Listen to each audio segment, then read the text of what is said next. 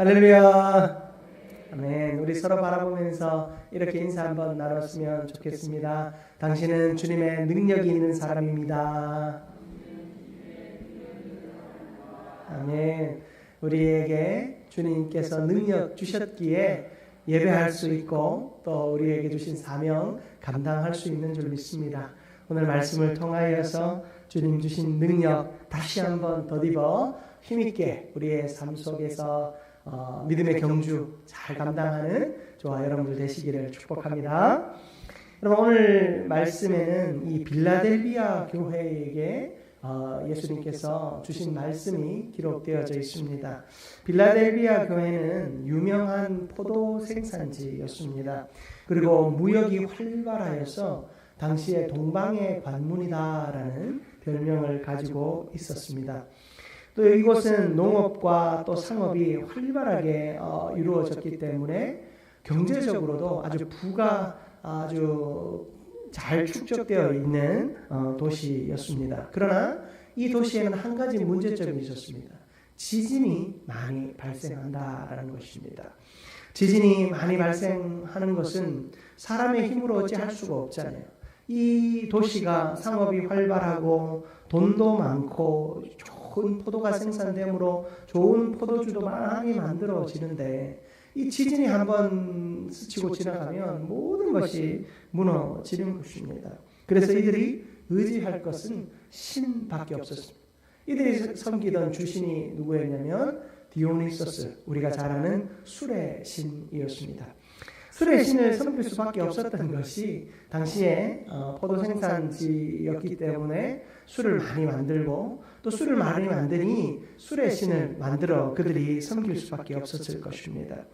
술의 신을 의지하기 위한 어떤 제의적 행동을 하다 보니 술을 많이 마시게 됩니다. 이들은 어떨 때 신과 합일되어진다 생각했냐면 술을 완전히 마시고 여기에는 그런 분들 없으시겠습니다만 필름이 끊기는 순간 있으시죠? 술을 많이 마시다가 어느 순간 필름이 딱 끊기는 순간 나의 모든 통제력이 누구에게 있다? 디오니소스 신에게 있다.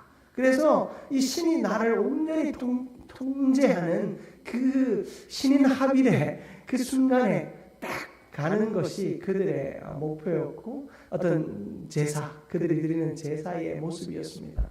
정신을 잃고 나면 어떻습니까? 자신을 스스로 통제할 수 없으므로 온갖 더러운 음란과 향락의 그런 행동들이 거기에 가득한 것입니다. 온갖 남녀가 섞이고 남자가 남자를, 여자가 여자를 정말로 말로 표현할 수 없는 일들이 거기서 일어나는 것입니다. 바울이 성령 충만을 받으라라고 할 때 술 취하지 말라 이런 방탕한 것이니 오직 성령의 충만을 받으라라고 할 때 이 충만이라고 하는 것이 그들이 생각했던 그 신과 디오니소스 신과 자기들이 합일되는 거예요. 그래서 완전한 통치권을 이 술의 신에게 줘버리는 거예요. 그렇게 살지 말고 성령에게 우리의 통제권을 맡겨드려라. 성령이 나를 온전히 지배하시도록 맡겨드려라. 이것이 바로 성령 충만이라고 하는 말의 원래의 의미입니다. 여러분, 이들은 이 빌라델비아 사람들은 이렇게 술의 신을 의지하며 그 술의 신을 의지한다고 세상의 더러운 향락과 유혹에 빠져서 살았습니다. 이 속에서 여러분, 믿음을 지키며 살아간다라는 것이 얼마나 어렵겠습니까? 그런 문화와 환경 속에서 믿음을 지키는 것은 너무나도 어렵습니다. 오죽했으면 사람들이, 이 중세 사람들이 저기 산으로, 수도원으로, 사람들이 있지 않는 곳으로 자꾸 들어갔겠습니까? 세상 속에서 믿음을 지킨다는 것은 너무나도 어려운 일입니다. 우리 역시 마찬가지죠. 여러분, 지금 우리는 어쩌면 정말로 평화로운 시대를 살아갑니다. 믿음 지키기 참 좋은 시대를 살아갑니다. 그러나 우리가 이 믿음을 지킨다라는 것, 조금만 눈을 돌리면 세상의 좋은 것들이 우리를 얼마나 많이 유혹합니까? 오늘보다 그때는 더 어려운 시기를 살았다라는 것입니다. 심지어 이들은 그런 향락의 문화가 그들을 공격할 뿐만 아니라 유대인들의 박해가 있었습니다. 유대인들은 예수를 이단으로 생각하지 않았습니까? 그 잘못된 종교다라고 생각하지 않았습니까? 그래서 유대인들은 이 그리스도인들, 이 디아스포라 그리스도인들, 유대 그리스도인들, 이 그리스도를 믿고 따르는 사람들을 끊임없이 박해하고 있었습니다. 당시에 각 도시들마다 유대인이 사는 곳에는 회당이 있었습니다. 그 회당이 있어서 거기서 유대인 공동체가 모이고 예배하며 또 서로가 잘 살아갈 수 있도록 도움을 줬단 말이에요. 그런데 이 빌라델비아 교회 성도들은 그들의 도움도 받지 못했습니다. 유대인들의 회당에 들어가서 예배하지도 못했습니다. 너무나도 어렵고 불안하고 힘든 시대를 그들은 살아가고 있었습니다. 그런데 놀라운 일은 그렇게 힘든 박해가 가득한 도시였지만 이 아시아의 7교회, 요한계시록에 등장하는 7교회들 가운데 유일하게 이 교회만 책망받지 않은 교회, 칭찬만 받은 교회로 기록되어지고 있습니다. 여러분, 우리가 넘어지는 것은 사실은 환경 때문이 아니고, 우리가 넘어지는 것은 누군가의 박해 때문도 아니고, 우리가 넘어지는 진짜 이유는 다른 데 있습니다. 여러분, 우리가 시험 들고 우리가 넘어지는 진짜 이유는 내 안에 있습니다. 내 안에 예수 그리스도를 향한 온전한 믿음이 바로 서 있지 못하면 사람으로 인하여 시험 받는 것 같고, 사람으로 인하여 넘어지는 것 같고, 사람으로 인하여 상처받는 것 같습니다. 여러분, 이들이 칭찬받은 이유들을 살펴보면서 우리가 어떻게 주님 앞에 칭찬받는 그리스도인으로 살 수 있을지 깨닫는 시간 되기를 축복합니다. 첫 번째로 우리가 살펴볼 것은 이들에게 작은 능력이 있었대요. 작은 능력. 여러분, 요한계시록 3장 8절, 오늘 읽은 본문 말씀 8절에 보면 뭐라고 나옵니까? 네가 거기에 보시면 네가 중간쯤 보세요. 네가 작은 능력을 가지고서도 내 말을 지키며 내 이름을 배반하지 아니하였다. 여러분, 이 빌라델비아 교회는 큰 능력이 있어서 믿음을 지킨 것도 아니었습니다. 우리가 큰 교회를 가지고 있고 또 많은 재산을 가지고 있으면 우리가 잘하는 것이냐? 그것과 상관없다라는 거예요. 이들에게는 작은 능력이 있었어요. 예수님께서는 이 작은 능력을 어떻게 인정하고 계신가? 첫 번째는 형제 사랑의 능력이 그들에게 있었다라는 것입니다. 어떤 능력이요? 형제 사랑의 능력. 여러분, 이 빌라델비아의 말의 뜻이 무엇인지 아십니까? 형제 사랑이라는 뜻입니다. 이들은 이름값 하며 살았어요. 이 빌라델비아라고 하는 그 이름의 뜻인 형제 사랑이라는 말의 그 뜻대로 이들은 이름값 하며 살고 있었습니다. 여러분, 우리에게 주님께서 주시는 은혜가 가득합니다. 그러나 우리는 그 은혜를 기쁨으로 누리지 못하고 살아갑니다. 여러분, 우리가 그 은혜를 누리지 못하니까 자꾸만 마음이 쪼그라듭니다. 나만을 바라보고 내 마음만을 바라보고 내 생각만을 바라보고자 합니다. 그러나 주님께서는 우리에게 그러한 때일수록 형제를 사랑하라라고 가르칩니다. 요한복음 13장 34절에서 35절 말씀입니다. 우리 같이 화면을 보며 합독해 봅니다. 새 계명을 너희에게 주노니 서로 사랑하라. 내가 너희를 사랑한 것 같이 너희도 서로 사랑하라. 너희가 서로 사랑하면 이로써 모든 사람이 너희가 내 제자인 줄 알리라. 아멘. 여러분, 주님께서는 우리에게 무엇이라 말씀하십니까? 서로 사랑하라라고 이야기하고 계십니다. 여러분, 우리가 서로 사랑할 때, 서로 사랑하며 섬길 때 주님 주시는 은혜를 온전히 누릴 수 있게 되는 줄 믿습니다. 여러분, 이들이 서로 사랑함으로 이 어려운 시기를 이겨낼 수 있었습니다. 세상의 그 박해와 세상의 문화의 압력과 또 유대 권력의 압력 앞에서 그들은 결코 물러서지 않았습니다. 어떻게 그것이 가능했을까요? 서로 사랑하였기 때문입니다. 사랑하는 성도 여러분, 우리가 하나님 앞에서 서로 사랑하게 되기를 주님의 이름으로 축복합니다. 또한 우리가 서로 사랑하지 않는다는 것이 아닙니다. 서로 사랑하지만 그 사랑이 능력이 될 정도로 우리는 서로 사랑해야 합니다. 여러분, 제가 어떤 책을 읽다 보니까 협력이라는 말이 있더라고요. 이 협력, 이 개미들의 삶을 관찰하면서 이제 연구하신 분이 있는데, 그분이 이제 최재천 박사가 이 개미들을 연구하면서 얻은 결론이 뭐냐면, 이 세상에 협동하는 동물들이 몇 없는데 그 중에 사람과 개미가 협동을 한대요. 그런데 그 개미가 서로 협동하는 모습 중에 가장 위대한 것이 뭐냐면, 그들은 본능적으로 희생할 줄 안다라는 거예요. 본능적으로 희생할 줄 안다라는 거예요. 희생이 없이는 결코 협력할 수가 없어요. 여러분, 희생이 없이는 우리는 절대 협력이 안 됩니다. 여러분, 서로가 옳다라고 이야기해 보세요. 서로 평행선을 걸어갈 수밖에 없어요. 서로 잘났다고 이야기해 보십시오. 서로 그냥 자기가 이익을 보겠다고 해보십시오. 협력이 일어날 수 있는가? 결국에는 누군가를 끌어낼 수밖에 없습니다. 여러분, 협력, 함께 잘 되는 일은 누군가는 희생해야 돼요.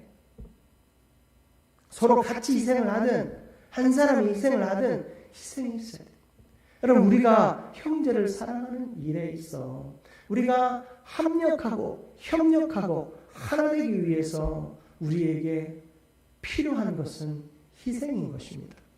사랑하는 성도 여러분, 우리가 희생하는 마음 없이는 형제를 사랑할 수 없습니다. 우리 교회가 협력할 수 없습니다. 그러므로 내가 먼저 희생하는 결단이 있기를 주님의 이름으로 축복합니다.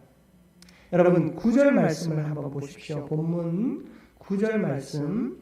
보라, 사탄의 회당 곧 자칭 유대인이라 하나 그렇지 아니하고 거짓말하는 자들 중에서 며칠 내게 주어 그들로 와서 네 발 앞에 절하게 하고 내가 너를 사랑하는 줄 알게 하리라.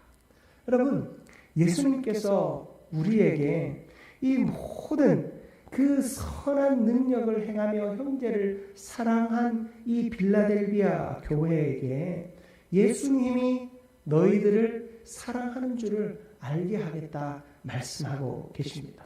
여러분, 주님은 우리의 삶 속에 희생하고 헌신하면 내가 모든 것을 잃을 것 같지만 주님께서 발 앞에 절하게 하는 역사가 일어납니다.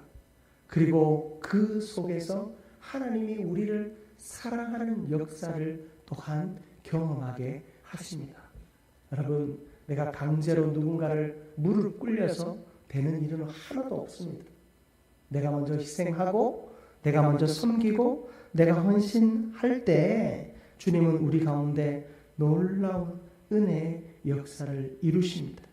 마태복음 25장 40절 말씀입니다. 마태복음 25장 40절 말씀 우리 같이 한번 합독합니다. 임금이 대답하여 이르시되 내가 진실로 너희에게 이르노니 너희가 여기 내 형제 중에 지극히 작은 자 하나에게 한 것이 곧 내게 한 것이니라 하시고. 아멘. 여러분, 형제를 사랑하는 것은 또한 주님을 사랑하는 것이며 하나님을 온전히 섬기는 것인 줄 믿습니다. 여러분, 하나님을 향한 우리의 태도가 무엇으로 나올까요? 여러분, 하나님을 향한 우리의 경건의 태도, 하나님을 향한 우리의 믿음의 태도, 그것이 무엇으로 증명될까요? 오늘 말씀은 형제를 사랑함으로 그것이 증명된다 말씀합니다. 여러분, 우리가 하나님을 사랑한다면, 하나님을 의지한다면, 하나님을 위해 살고자 작정한다면 내가 무엇으로 증명해야 한다고요? 형제를 사랑함으로 증명해야 할 줄 믿습니다. 형제를 온전히 사랑함으로 이 빌라델비아 교회가 누렸던 은혜를 우리도 함께 누리게 될 수 있기를 주님의 이름으로 축복합니다. 여러분, 우리가 잘 아는 그 선한 사마리아인의 이야기를 기억하실 것입니다. 누가복음 10장 25절에서 37절까지의 말씀을 보면 이 선한 사마리아인은 어떤 사람이었습니까? 모두가 사마리아 사람을 부정하다 여겼습니다. 박해하고 더럽다 여겼습니다. 자신들이 피해 망상에 빠져 있거나 또 피해 의식에 빠져서 자신을 비하하든지 아니면 유대인들을 향하여 공격적인 태도를 취할 수도 있었을 것입니다. 그러나 이 선한 사마리아인은 사람을 바라볼 때 신분이나 그들의 지위로 바라보지 않았습니다. 고통 당하고 있는 형제의 아픔을 보았습니다. 여러분, 저 사람이 사마리아인 입장에서 저 사람이 유대인이에요. 딱 보니 유대인인 거예요. 유다 사람을 보면서 우리를 저렇게 박해하더니 꼴 좋다 하고 지나칠 수도 있잖아요. 그런데 이 사람이 위대한 점은 무엇입니까? 그들을 유대인이나 사마리아인이나 그런 것으로 보지 않았어요.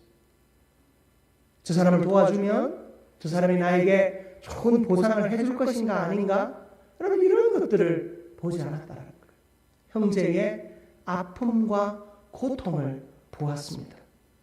예수님께서 누가복음 10장 37절에 그 다른 유대인들에게, 그 이야기를 듣던 유대인들에게 말합니다.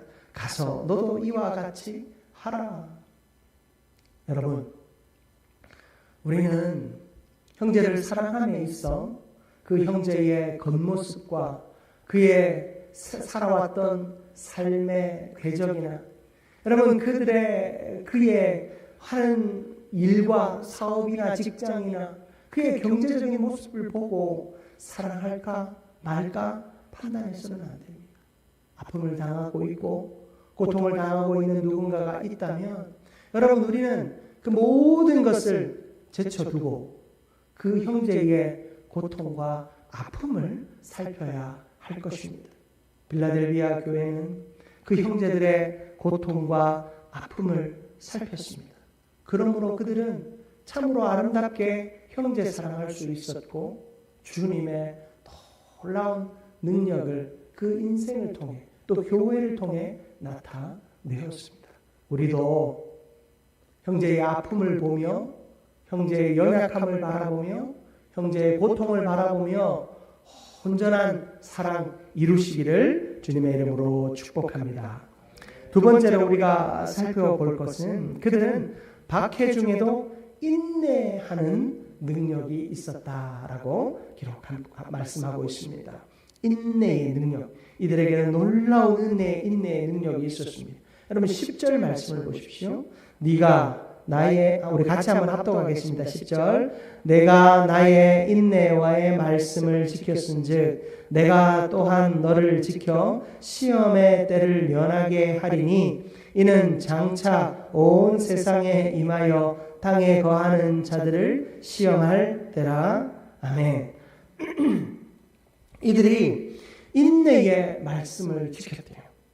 주님께서 우리에게 인내하라 말씀하실 때 그들은 인내함으로 그 모든 어려움들을 이겨내었습니다. 그럴 때에 시험을 이기는 능력을 주시겠다 약속하고 계십니다. 여러분, 우리는 시험이 늘 두렵습니다. 저 역시도 하나님이 나를 시험하시는 것이 늘 두렵고 또 시험이 나에게 닥쳐올 때 늘 두렵습니다. 당황스럽습니다. 생각한 대로 잘 되지 않습니다. 뭔가 실수한 것 같아서 찜찜하고 마음이 불편합니다. 여러분, 시험이라고 하는 것은 우리에게 결코 평안함을 주지 않습니다. 그런데 이들에게 임한 시험을 이기는 능력은 어떤 능력이었습니까? 마지막 때를 이기는 능력이었어요. 마지막 때를 이기는 능력. 여러분, 마지막 때의 고통과 공포는 우리가 상상하는 것을 넘어섭니다. 마지막 때가 이 땅 가운데 임한다고 생각해 보십시오. 주님의 심판이 이 땅 가운데 임한다 생각해 보십시오. 어느 누가 두려워 떨지 않겠습니까? 그런 어려움들이 임할 때 이들은 이길 수 있는 힘을 얻었다는 것. 그들이 이길 수 있는 힘은 무엇으로 얻었습니까?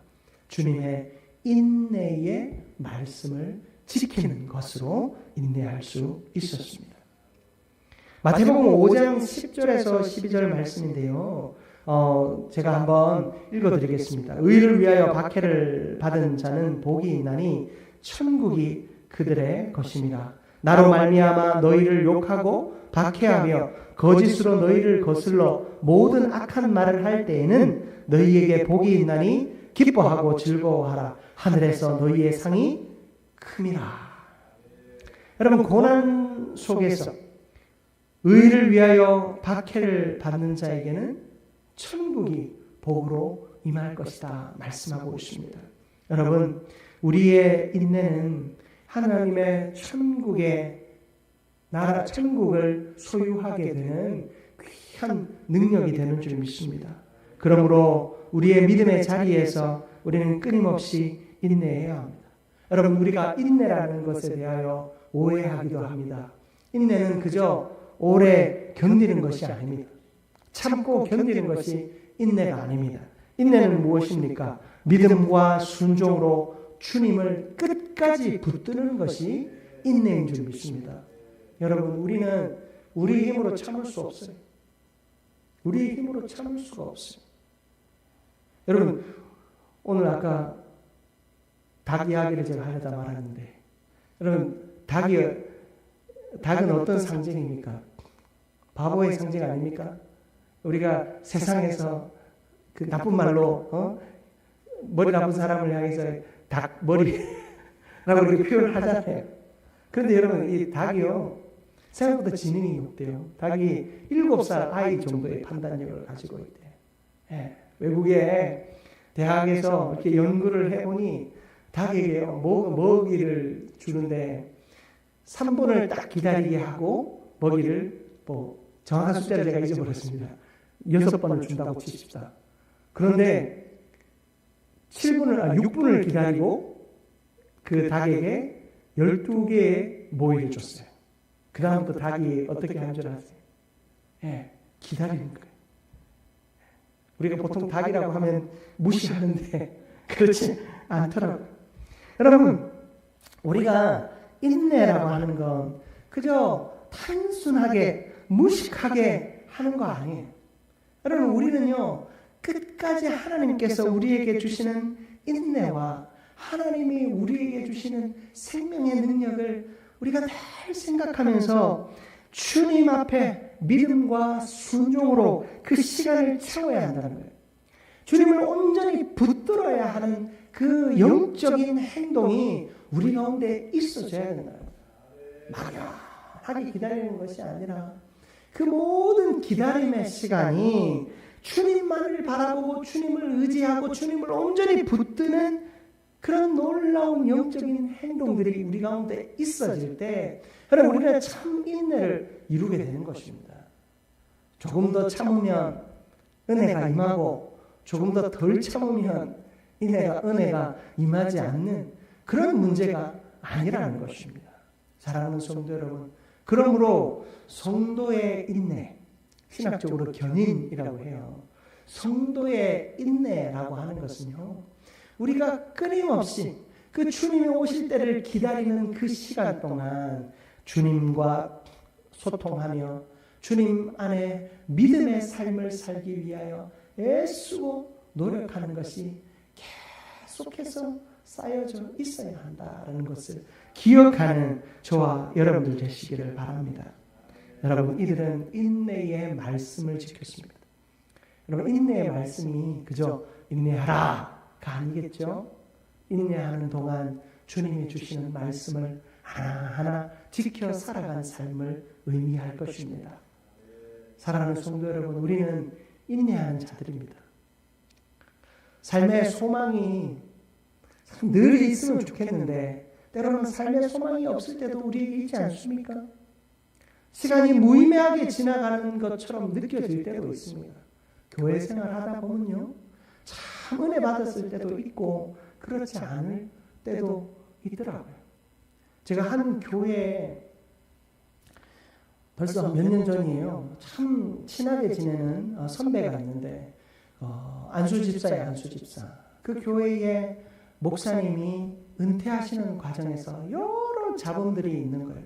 그래서 그 목사님이 서로 내 아들은 너 친구 교회 목사님이랑 내 아들은 너희 교회 담임으로 세우고 네 아들은 우리 교회 담임으로 세우겠다고 하면서 그렇게 또 성도들의 마음을 이리 휘두르고 저리 휘두르고 온갖 어려움들이 있었어요. 그 교회에서 30몇 년을 사역하셨는데 이제 은퇴를 하시는데 젊은 안수 집사들이 나서는 거예요. 목사님 아무것도 해드리지 말자. 그냥 쫓아내자. 그냥 그렇게 막 이야기가 되는 거예요. 그래서 저한테 현권 목사 이거 어떻게 하면 되겠냐고 저한테 전화를 했더라고요. 그래서 제가 집사님 전화 잘했습니다 하고 이야기해 줬어요. 집사님 이 교회에서 모태신앙입니까? 그렇대요. 집사님 누구한테 유아세례 받았습니까? 그 목사님한테 받았대요.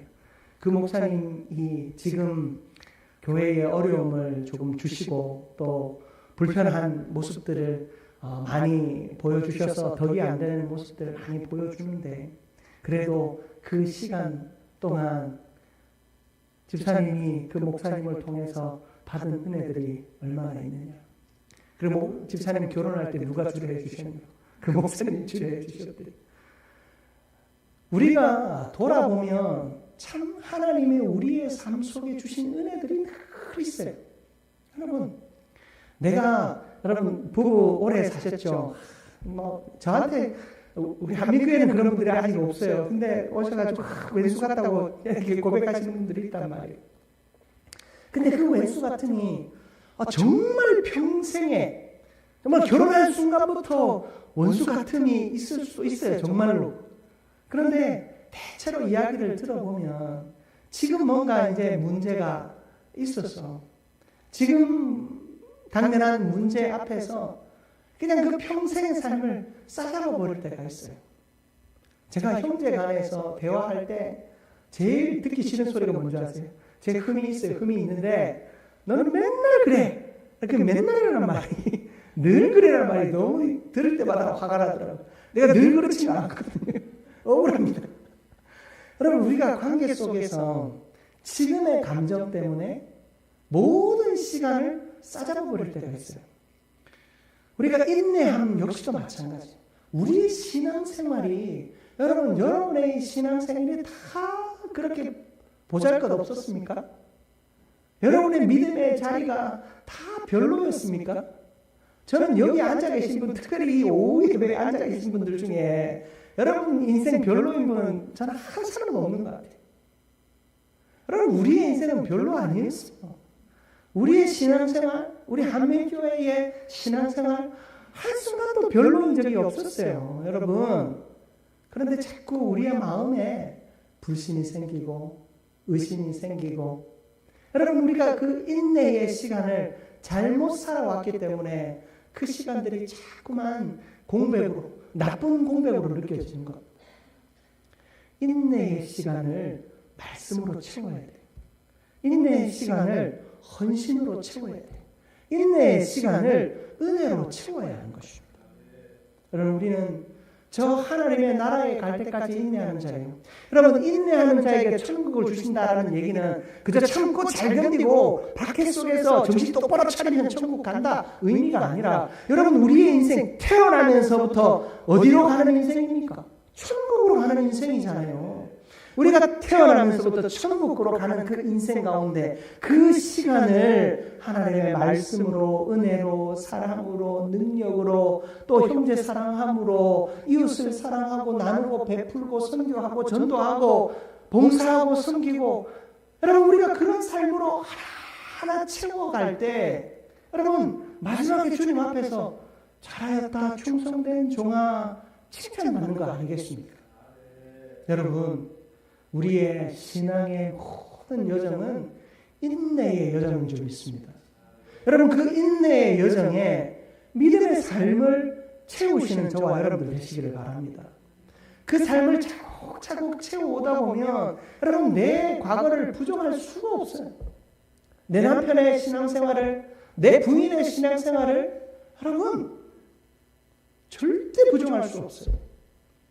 우리가 지난날 어떻게 살아왔는지는 이제 잊어버리고 여러분 오늘부터 우리의 인내의 여정에 하나님의 말씀을 담고 은혜를 담고 기도를 담고 선교하고 전도하고 봉사하고 헌신하는 그런 삶을 하나 채워가십시다.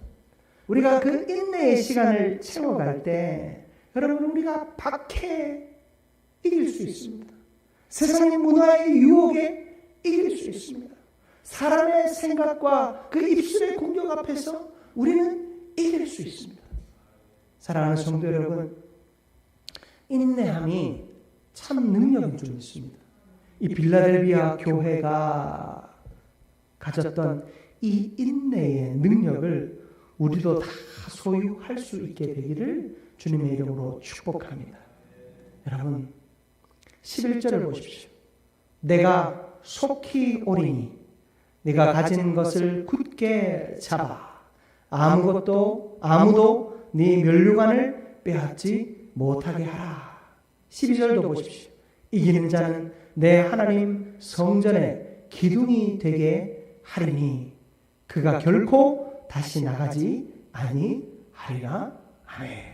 여러분 하나님께서 가진 것을 굳게 잡은 자들, 여러분 가진 것이 무엇입니까? 예수 그리스도. 잡은 것이 무엇입니까? 말씀. 가진 것이 무엇입니까? 사명. 이들이 빌라델비아 교회가 예수 안에 잡았던 것들을 굳게 지키라 말씀하십니다. 굳게 지키라 인내인 것입니다. 그 안에 채워둔 것을 굳게 붙잡는 것 인내인 것입니다. 그런 그들에게 면류관을 아무도 빼앗지 못하게 할 것이며 그들이 성전의 기둥이 되게 하겠다. 그리고 그 집에서 결코 나가지 않게 하겠다. 여러분 집에서 내쫓지 못하는 유일한 것이 뭐냐면 기둥 아닙니까?